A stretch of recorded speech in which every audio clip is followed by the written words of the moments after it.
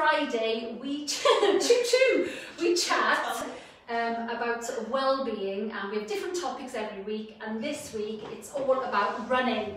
So this is why we have our expert runner on the panel today. Can we call ourselves a panel? Sorry, Trace. Lovely. Sorry, Trace. Oh, it's alright. I can take it.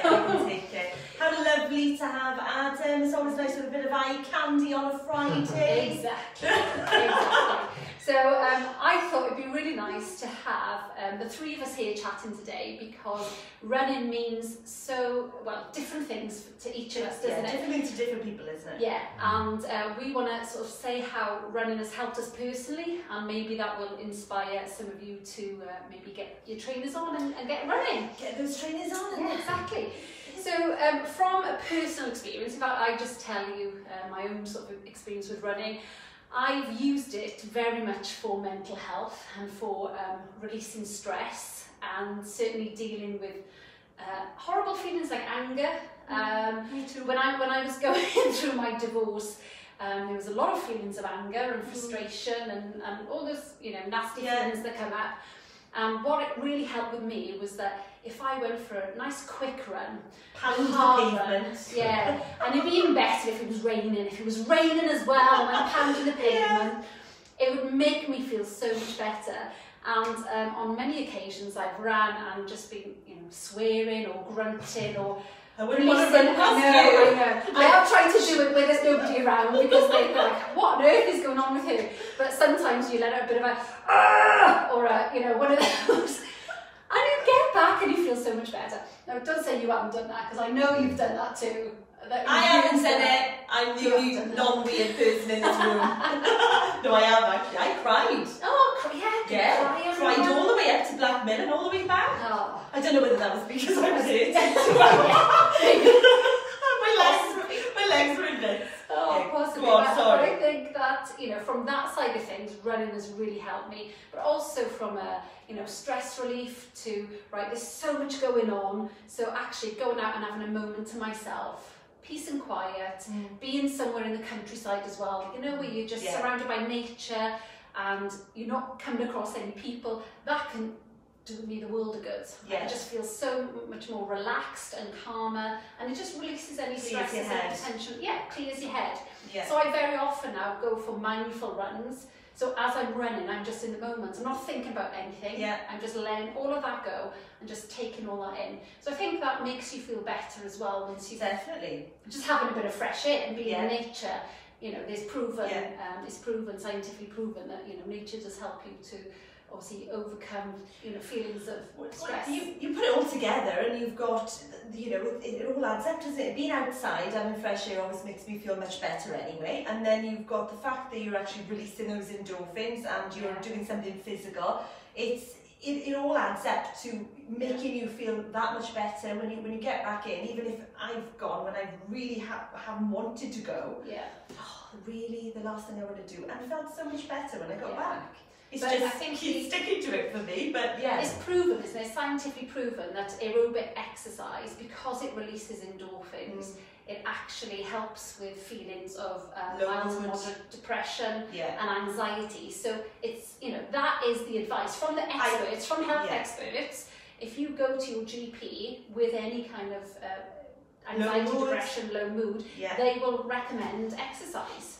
I can vouch for that. It works.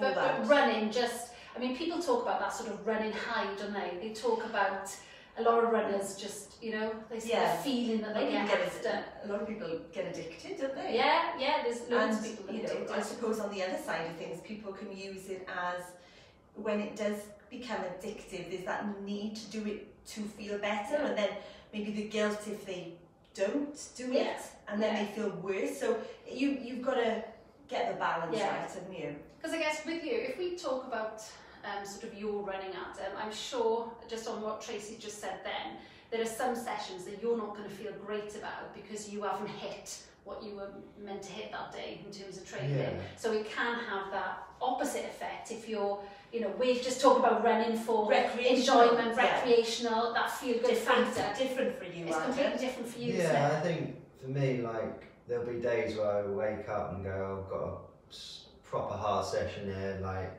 am I actually going to be able to do it? And I've worked on that a lot in the sense of, I'm just going to start running, don't think about I've got a session, I'm just going to run, enjoy, you know, clipping it off, seeing how I feel, and then if the session happens, it happens. If it don't, I just go for a nice easy run.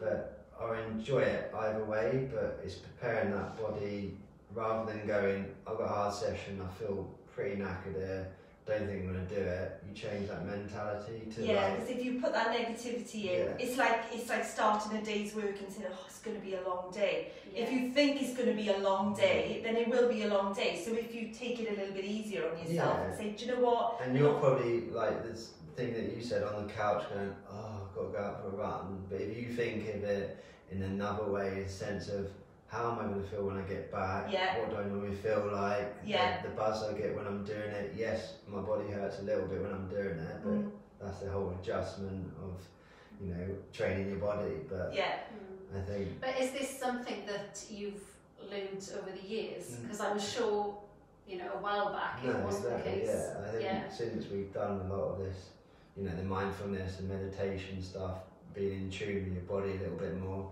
But I think I've still learned to like listen to my body a little bit more. So when I first was a youngster and I was training, you could just train because your recovery was faster. Yeah. As you start to get a little bit older and you're wary of what your body's actually telling you, then you can actually you do recover faster.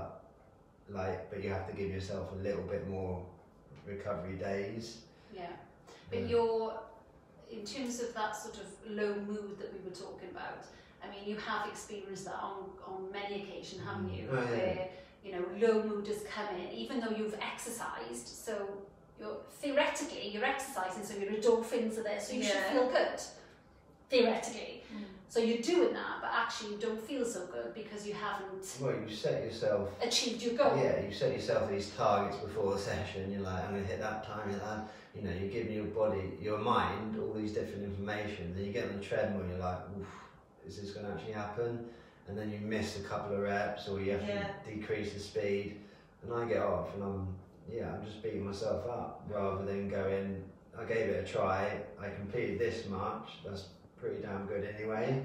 Yeah. So I think that's the. I don't think you're on your own there either. I think obviously your level is completely different to anyone I know, but I do know people who run better than myself, and they beat themselves up if they don't reach that. Oh, my minute per mile wasn't as good this time round. Well, I've done it myself because every time you go out, particularly if you've got all these, you know, watches and things that are giving you your time and your heart rate and your speed and all of that, they're giving you this information.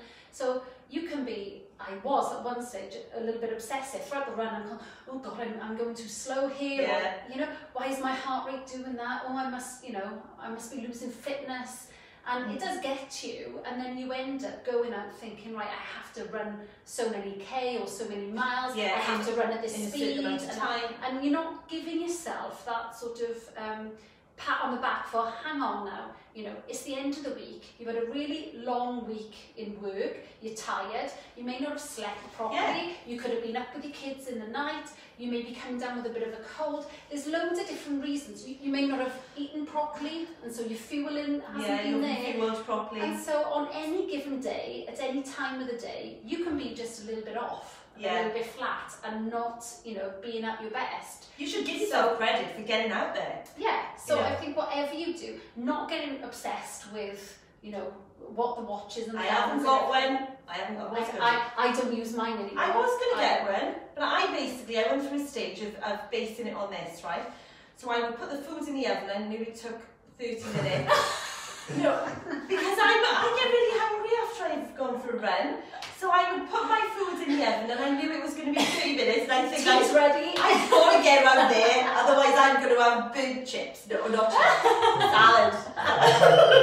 Salad in the oven, now I'm worried. Vegetable, roast veg, and salmon.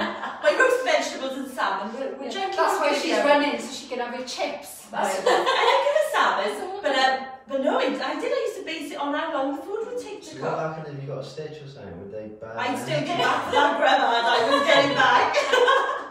I would have hitched a ride. Do you know what, when you say about food though, that's an interesting point, because that's another way that people sort of run, is the calorie counting. Yeah, they think, well, I've got to burn that off. Yeah, so a lot of people will be like, I need to burn off so many calories so I can to be able to that, eat. I was going to take away or whatever. I was going to make a joke and say that doesn't affect me, but it has done actually. I have thought, oh yeah, I had a takeaway last night. You make sure you get out tomorrow and do. You know, I have done that because you feel like you've earned it then. Yeah, I know, but I think the benefits of running is when you take away all of those, take away all those pressures, take away all those sort of targets and goals and whatever, and just run and enjoy it and enjoy being outdoors and enjoy how it makes you feel after that feel good. Well, then that's more of a mindful run, isn't it? And I think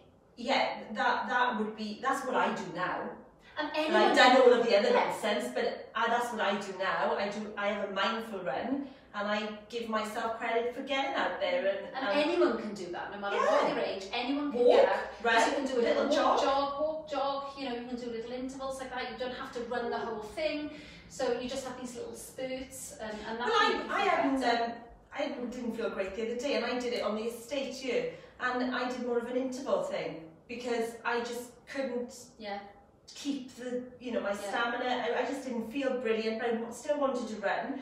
So I counted lampposts and said, I'm going to stop on that lamppost. And that lovely thing though about when you do start building up, when you start to see your fitness get better. Yeah, and it does. And all of a sudden you can run that little bit further, and that little bit further. Yeah. That gives you a sense of achievement as well. Of course it does. A sense of that self-esteem. Boosts your confidence. You feel better for just getting out there. You do see the difference. I've seen the difference with me, on inches. Just you do see the difference. You feel better about yourself. Yeah. And I'm like, oh, I did that a little bit quicker. And I should imagine with you, Adam, because obviously you're a different level to us. But not really, but a little bit in there. Different level. So I should imagine when you're hitting those speeds that you're hitting, that makes you feel quite powerful and quite strong and gives you that kind of sense of... Yeah, I think when you can hit a session and, it feels easy and that sort of pace just comes, a lot easier, then, you just feel like you're on cloud nine, whereas when it doesn't, because you can normally hit those things, then, it's a bit demoralising that. But, I've definitely felt that I've gone off out for a run and just forgotten about how tired my legs feel, or they feel my legs feel heavy, my breathing's a bit more different, not neglecting them, but almost try not think about that, just think about taking in, Rhian said, the scenery and stuff like that. And do you think the mindfulness aspect has helped you with that? Yeah. Because like you said, there's a big difference, isn't it? You don't want to be going out, and if you don't hit your target, then you're really disappointed in yourself. And then you do, and you feel elated. There's got to be that middle where you can, yes, when you hit your targets, fantastic, because you've worked really hard to get there. But you don't want that dip then when you don't. Yeah. So mindfulness has really helped with that. Yeah, hugely. Good. And even during the actual, say I'm on the bike and I'm doing an effort. It's hurting me and stuff, but I can really work up there and make it feel enjoyable rather than I'm going to die here. That's really good. It is. Yeah. But I do think it does, running exercise means it's different for every individual person. So it's quite good actually to have, me, who's obviously a little plodder, you're a lot better, and then you've got Adam, because then you've got the three different... Isn't it? And running means different things to us. Obviously with Adam it's a job. Yeah. It's his career, so... oh God, if that was my job, everyone would starve in my house. They would, because I just haven't got... I really want to, I do... dip into things and have a little go and then stop, but I am known for not sticking to things, unfortunately. But running I do keep coming back to, because it's something that you can do very quickly. It doesn't take any equipment. You can you need a good pair of running trainers. You do. Let me say that. You need otherwise Don't put on any old daps that you've got hiding in the cupboard. Please invest in a pair of running trainers. Or you will be injured. Otherwise you'll get injured. And warm up and cool down properly as well. And make sure as well that you're not, you know, doing too much too soon. Because so many people haven't run for ages. They pop their trainers on and they go for, you know, a 5-mile run. And then they wonder why they're sore. Always build up to it. Always. It'll put you off anyway. Yeah, yeah. Because if you just go out and do that and then afterwards your body's hurting, and the day, for me it's not the day after, it's the day after that, and then you can't sit down or stand up or go up the stairs or down the stairs, and you think, oh, I'm not doing that again. And actually I think for those who use running as for their mental health, for stress relief and for managing anxiety and depression, a lot of people do use running for that. Yeah, they do. The problem that you have is that if you overdo it, if you're running every single day, you're not having rest days, you're taking that volume up of running, you know, too soon, or you're running too quickly, you will get injured. And then the knock-on effect of that, if you then can't run because you're injured, because you've overdone it, that's what you're using as your... And that's what you're using to feel good and feel better. So you're better off, you know, reining yourself in a little bit and knowing what's good for you, rather than going, I've got to run because I'm, you know. Do a little bit, but often. Yeah. You don't necessarily need to go out and run miles and miles to feel good. But a lot of people do. You know, a lot of people have that kind of. Well, yes, like that's their way of venting. That's their way to release. Yeah. And I get that. But and sometimes, like I said, you know, pounding, particularly if you're on tarmac, if you're pounding the streets all the time, and it's day after day after day, you know, you're gonna get injured. Okay, so be mindful of that. You don't want to get an injury, so just, you know, look after yourself and make sure that you're doing, you know, all the stuff that we said about, you know, warming up properly, cooling down. Warming up, cooling down, that's definitely, because pacing yourself. I felt completely different when I was warming up and cooling down properly. But as well, any tips on trainers? Because I was just going to say, like, some people, they run kind of the pavement and road running, then there's others who are more kind of grass and well, there's different trainers for different types hundreds, of, you know, but also there's different trainers for your foot type. So if you've got more of an overpronation or if you're more of a neutral runner, so really the best thing is to actually get your running gait assessed. Yeah, so that's what I was going to say.